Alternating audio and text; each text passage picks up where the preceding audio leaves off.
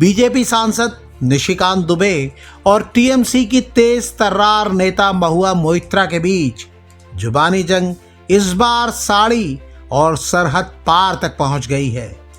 BJP सांसद निशिकांत दुबे ने TMC सांसद महुआ मोइत्रा को भाभी कहकर संबोधित किया है।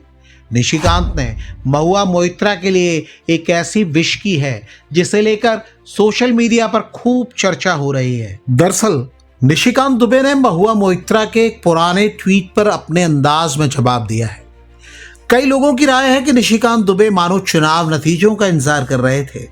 निशिकांत दुबे ने लिखा है, पिनाकी मिश्रा जी मेरे पुराने दोस्त हैं, इसीलिए महुआ मोइत्रा जी अब मेरी भाभी हैं।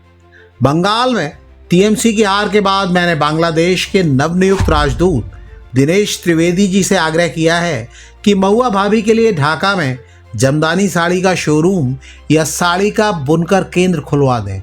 अब किसी को पूछने की जरूरत नहीं पड़ेगी, सीधे महुआ जी की दुकान से साड़ी मिलेगी। निशिकांत दुबे ने एक्स पर अपनी इस पोस्ट के साथ महुआ मोइत्रा की 1 मई को की गई पोस्ट का स्क्रीनशॉट भी लगाया है। महुआ मोइत्रा ने लिखा था, बीजेपी के प्रोफेशनल उपद्रवी सांसद हमें बांग्लादेशी और रोहिंग्या कहते हैं, जबकि उनकी पत्नी बंगाल में चुनाव प्रचार के दौरान लोगों को फोन करके पूछती हैं कि असली ढाकाई जमदानी साड़ियां कहाँ मिल सकती हैं। ये है बीजेपी का असली चेहरा। महुआ मोइत्रा और निशिकांत दुबे के बीच तकरार की कहानी पुरानी है।